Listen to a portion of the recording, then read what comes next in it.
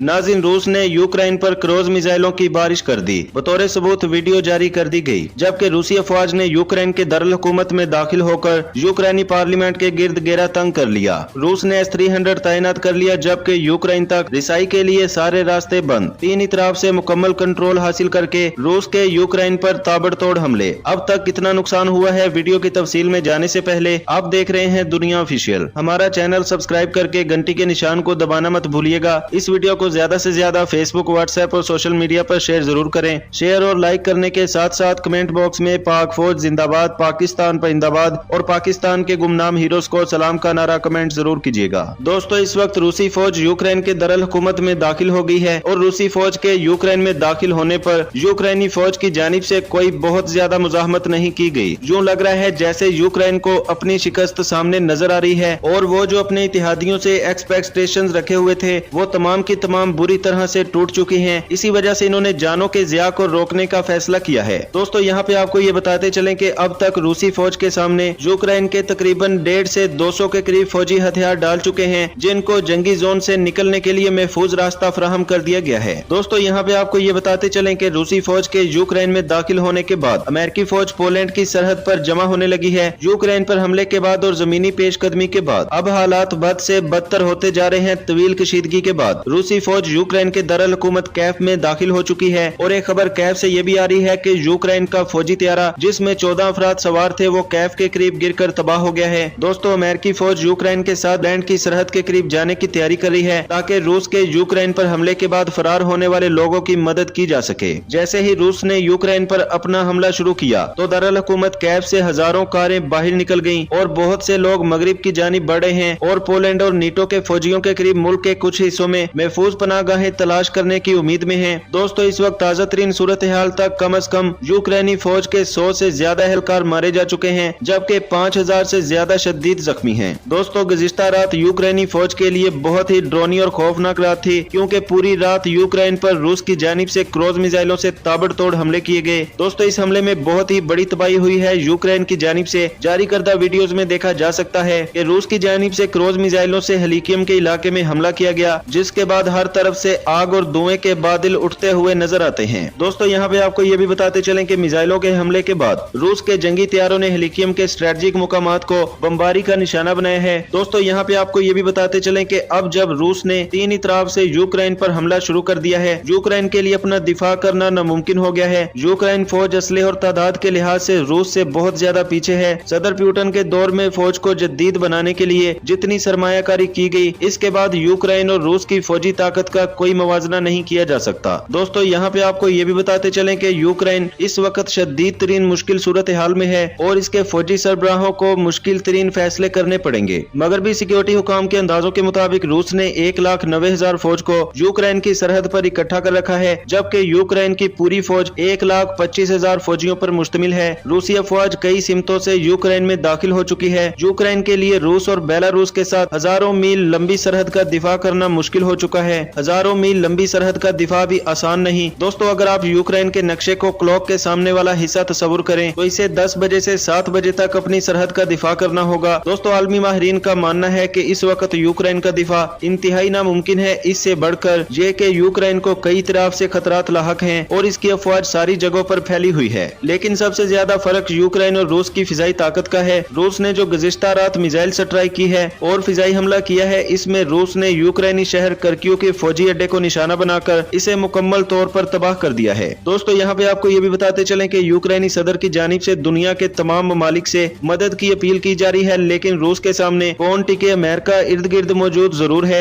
लेकिन वो यूक्रेनी शहरियों की मदद के हवाले से अपना किरदार अदा कर रहा है, लेकिन जंग में उतरने का सोच भी नहीं सकता। दूसरी जानिब यूक्रेन की जानिब से रिक्वेस्ट की गई कि वो बहीरे असवद के तुर्की से अंदर रूस के जंगी बेड़ों का रास्ता रोक ले, लेकिन दोस्तों, तुर्की ने वाज़े तौर पर कहा है कि तुर्की ऐसा बिल्कुल भी नहीं कर सकता, क्योंकि अगर बहीरे असवद के अंदर इसके जंगी बहरी जहाजों का रास्ता रोकने की कोशिश की जाती है तो फिर तुर्की के साथ रूस की खुली जंग छिड़ जाएगी और तुर्की कतन नहीं चाहता कि इसके रूस के साथ ताल्लुकात खराब हों, क्योंकि हालिया अरसे में आपने देखा होगा कि अमेरिका ने जब F-35 जंगी तैयारे देने से इनकार किया तो इसने रूस के साथ राब्ता किया और रूस से S-400 डिफेंस सिस्टम खरीद लिया। अमेरिका ने तुर्की पर पाबंदियां भी लगाई, लेकिन इसके बावजूद तुर्की और रूस के ताल्लुकात बेहतर रहे और इसने एयर डिफेंस डिफेंस सिस्टम हासिल कर लिया। अब तुर्की बिल्कुल भी नहीं चाहेगा कि अमेरिका की वजह से या फिर यूक्रेन की वजह से इसके ताल्लुकात रूस के साथ खराब हों। दोस्तों, इस तमाम मुमकिन सूरत हाल से निमटने के लिए रूस ने इंतजामात मुकम्मल कर लिए हैं और अमेरिकी और बरतानवी अफवाज का रास्ता रोकने के लिए रूस ने बेलारूस की सरहद के करीब S-300A डिफेंस सिस्टम को तैनात कर दिया है। दोस्तों, इस तैनाती का मकसद अमेरिका को मुतनब्बे करना है। दोस्तों, दूसरी तरफ जो ताजा तरीन खबरें सामने आ रही हैं, इससे पता चल रहा है कि रूस की जानिब से आइंदा 48 घंटों के दौरान यूक्रेन के दरअल हुकूमत पर कब्जा किया जा सकता है। दोस्तों, इस वक्त रूसी अफवाज यूक्रेन में दाखिल हो चुके हैं और यूक्रेनी पार्लियामेंट तक जा पहुंचे हैं। दोस्तों, रूस की जानिब से बिल्कुल इसी तरह से हमला किया जा रहा है जिस तरह से अमेरिका की जानिब से प्रिडिक्शन की गई थी। अमेरिका ने कुछ दिन पहले बताया था कि रूस की जानिब से अगर हमला किया गया तो रूस बिल्कुल पहले क्रूज मिसाइलों से हमला करता है और इसके बाद अपने फाइटर जेट बमबार तैयारों के जरिए फौजी तनसीबात पर तबाहकुन बमबारी करता है। जो ताजा तरीन इतलात मिल रही है, यूक्रेनी दिफाई जराये का कहना है कि रूस ने गुज़िश्ता 24 घंटों के दौरान अभी तक 211 मिलिट्री टैबलेट्स को तबाह किया है। दूसरी जानिब यूक्रेनी फौज ने भी दावा किया कि इसने कई रूसी तैयारों को मार गिराया है। यूक्रेन के सदर के एक मशीर ने बताया है कि अब तक सैकड़ों की तादाद में यूक्रेनी फौजी मारे जा चुके हैं। दोस्तों, यूक्रेन में रूसी टैंकों के और फौज के दाखिल होने से अवाम में खौफो हिरास फैल चुका है। सोशल मीडिया पर मुसलसल शेयर होने वाली वीडियोस में खौफ का माहौल नजर आ रहा है। लोग सरहद से मुल्हका इलाकों से यूक्रेन की तरफ भाग रहे हैं और यूक्रेन के सदर व्लादिमीर ज़ेलेंस्की ने एक और अहम मीटिंग बुलाई है ताकि आइंदा की हिकमत अमली पर तवज्जो दी जा सके। दोस्तों, दूसरी जानिब रूसी सदर की जानिब से अब भी यूक्रेनी सदर से कहा है कि अब भी कुछ नहीं बिगड़ा, अगर मशरूत मुज़ाकरात करने हैं तो बेलारूस में अभी भी ये मुज़ाकरात हो सकते हैं। और दोस्तों, शर्त क्या है? रूस सिर्फ और सिर्फ ये चाहता है कि नीटो इतिहादी अफवाज और अमेरिका खिते से निकल जाएं और यूक्रेन इस चीज की गारंटी दे कि वो नीटो इतिहाद में शामिल नहीं होगा।